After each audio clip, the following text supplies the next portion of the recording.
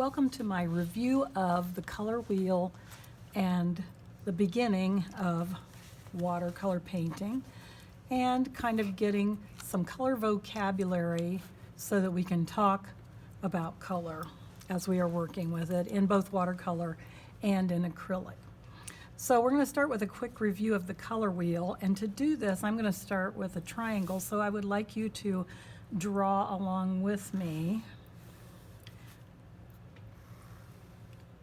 This is going to be my start of the color wheel. And you just need a little brush today. And I'm going to start with yellow at the top of the color wheel. Just a blob, doesn't have to be perfect. We're going to put some red at the lower left of the color wheel, or at the triangle, and we're going to put blue at the lower right corner. Does anybody remember what those colors are? Red, yellow, and blue? Well, if you don't remember, they are the primary colors. What's special about the primary colors? Well, with them, I'll put red, yellow, and blue. You can mix all the other colors. So you should be able to make every color. So today let's just use red, yellow, and blue for a quick review of how colors mix. So I'm going to put another triangle now, but this time I'm going to go through my first triangle.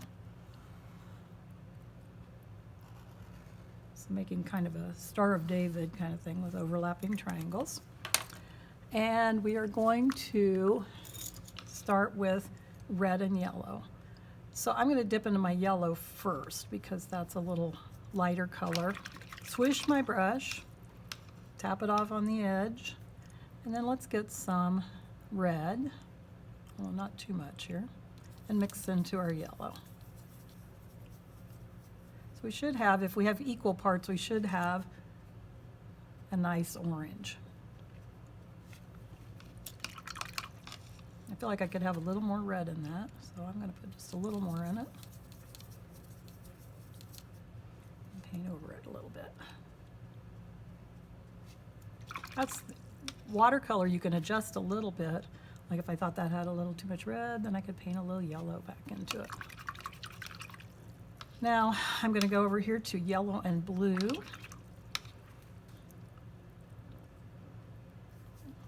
Blue, rinse my brush so I don't get my paints all contaminated and dirty. Yellow and blue together make green. And I'm going to try to avoid using my colors in my box, and let's just paint.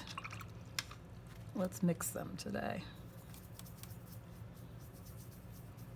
Okay, so I have kind of an even green. Let's put that there. Now notice that my colors are transparent. Transparent means you can see through them. I'm going to put that word over here or down here. And watercolors should be transparent, see-through, as opposed to oil colors or acrylics, which should be more opaque. They should be more like a solid piece of paper or whatever. Okay, now we have blue.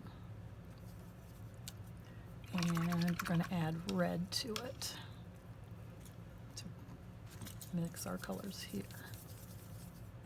And there I have a pretty nice purple, or violet, as we call it in art. Okay, this group of colors, green, orange, and violet, are called the secondary colors, mixed from the primaries. We'll put green, orange, and violet. I spell that one out because people have trouble spelling it sometimes. Okay, the last color group then in the color wheel. Do you know what they are called? They have two different names. They are called tertiary, meaning the third group. So I'll put one, second group here, third group here, or sometimes called intermediate colors. You should be writing this down so that you have it in your sketchbook, and I've been thinking about it. So the tertiary or intermediate colors are when we mix a primary color with a secondary color. And they're named after those colors. So the secondary color is the second name. The primary color is the first name. So if I were taking my green and adding some blue to it, so I have green over here, I can just add some blue to that.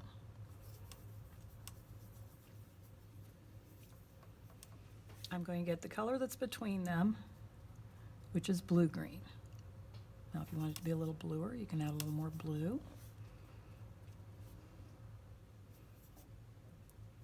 Oh, then I got it really blue. Maybe I'll just mix a little in on there. So it should look bluer than green, but greener than blue. So it's called blue-green. We'll just put BG. So we have blue here, green here, and they're the parents, blue and green, and they have a child named blue-green. So let's put yellow now with green. Feel free to stop the video in order to keep up as you're mixing colors. So there's our yellow-green. It should look a little greener than our green. I feel like my green needs to be greener. We'll see if I can get it a little darker. I think it's got too much water in it. Ah, that's a little better. Okay, yellow and orange mixed together. Here's our orange, so let's put some yellow in that first. And we get yellow-orange. And when we add more red to our orange mix, we get red-orange. Should look like it's kind of leaning towards red, but it's still an orangey color. Red and violet together, here's my violet, make red-violet. So it should be a little redder than our violet. It doesn't look redder, so I think I'll add a little more. That's better. Almost looks red, but not quite. It's a little more violet. And then violet and blue. So we have a violet, so we'll add a lot of blue to that. Should make a blue-violet, or kind of a bluish purple. So that's how the color wheel goes together. Let's talk a little bit about color relationships as we go. Well, first word I want you to remember, this is a vocab, put it down, is the word hue, H-U-E. Hue is the color name on the color wheel. So if it's yellow-green, yellow, violet, red, it's the basic color name. Orange, yellow, orange, and so forth. So let's say we have, let's see, I'm trying to find something. We have the blue like on the top of my cup, and we have this color. It's also blue, but not the same blue. And we have this blue. All three different, but they all are called blue, and that's the name of the hue. So it's the color wheel name. So it's the color wheel basic name for the color.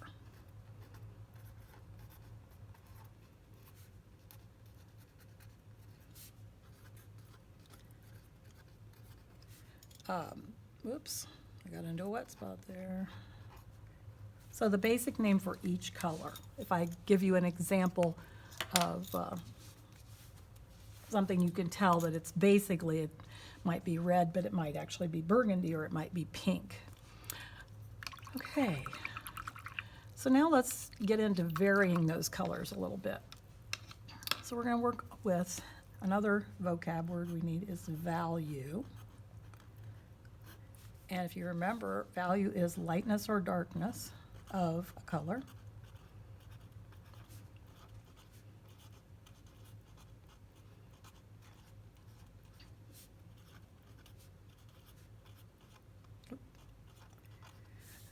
To make, and in painting, we call lightness and darkness of colors tints and shades.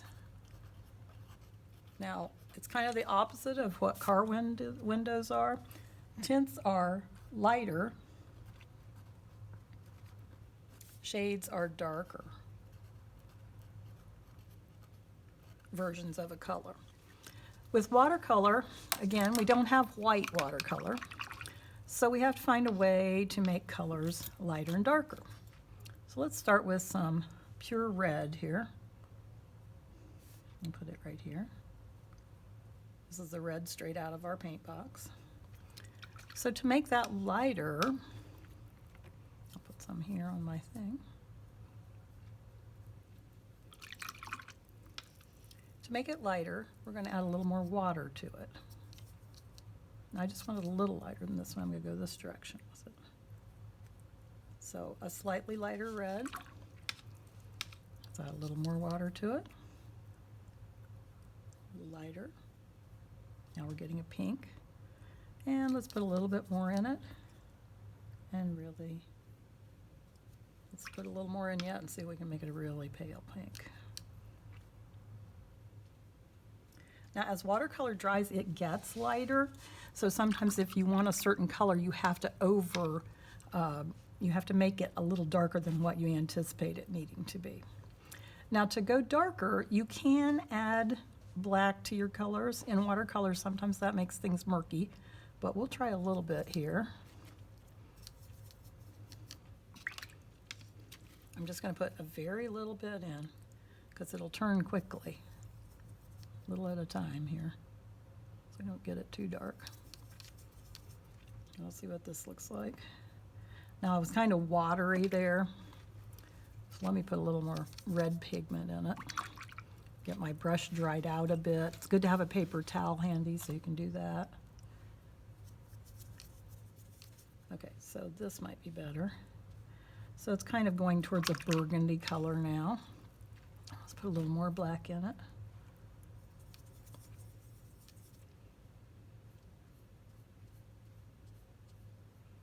And like I said, it's a little bit watered down, I believe, so let's see if I can get it a little darker. Yep, so there's a really dark, like a burgundy red. Now you can do that with any color. These are the tints, these are the shades. So I'd like you to do that, be able to show that to me that you've tried it. And those are called different values of that color. Now I want to talk a little bit about color relationships and mixing colors, because that's something you're going to need to know. When colors are directly opposite each other on this color wheel, so straight through the middle, they are considered opposites or complements. Red and green, blue and orange, violet and yellow. I'm going to do, let's see, I'll do red and green. You can use your green that you have in the palette now if you want. I'm going to put green here.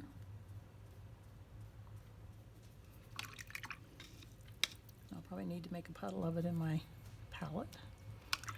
And I need to clean my spot up where I had my red, because I need some red that doesn't have black in it.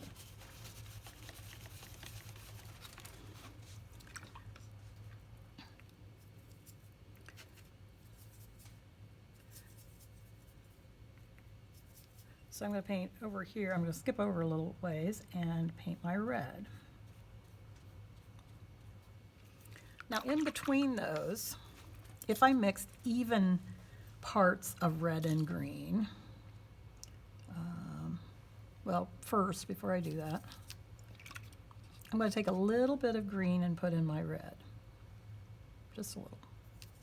Hope I didn't put in too much. No, it's not too bad. I'll put a little bit of red back into it. So here's what a little bit of green does to the red. Kind of darkens it, kind of makes it a dull red. If you put a little less in, put a little more red back in it, dulls the color down, so it's not as bright. So the same with the green. If I add a little red to my green, I'm going to have a deeper green. Let's try a little more of that. Didn't have very much green on my palette here. So this is how you can adjust colors to make them more the color you want them to be.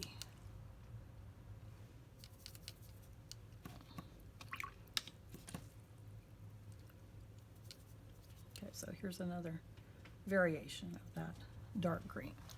Now, if you can mix equal parts of your red and green, so let's get some red here, and then let's take a pretty good brush load of green there too. If you can get them equal, you will have a gray, a brown, or a black, a neutral color. Sometimes that's what you need, and you need to know how to mix them. So this is the pure color of green over here. This is the pure color red, and this is our less intense. So these colors that came out of our paint box are the most intense version of the color. And we can change the intensity, which means we're going to dull the color down by adding its complement. Now you can do this with any complementary pair. For instance, if I have a pretty good puddle of purple here. If I paint that on, let's try it then with this little yellow mixed into the purple. No, that sounds awful. Oop, that wasn't enough. Purple's pretty intense. I have to get quite a bit in there to do it. So here we have a purple, but it's a little duller color, a little more subdued color. And if we were to mix more yellow into it yet, we get almost a brown neutral. So play around with those, pick two, maybe do the orange and blue, and see how those colors change in intensity when you add a little of the complement to it. So complements,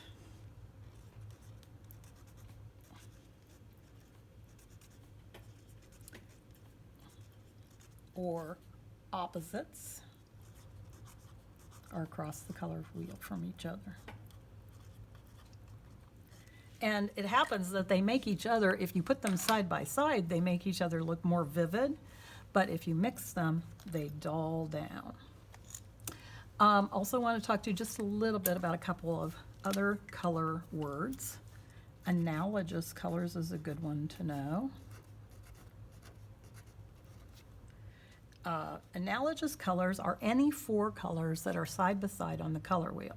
So if we look at our color wheel here, let's say red, red-orange, orange, and yellow. All these have something in common. They mix, red and yellow mix together and make these different variations of oranges. Same with if I picked blue-violet, blue, blue-green, green. They're very harmonious color schemes. They add harmony to your painting. They make it more flowing, more calm. And so anytime you pick four colors that are side by side and use them,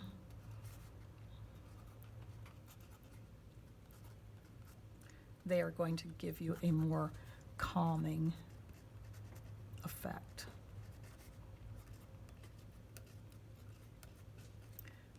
So four colors side by side.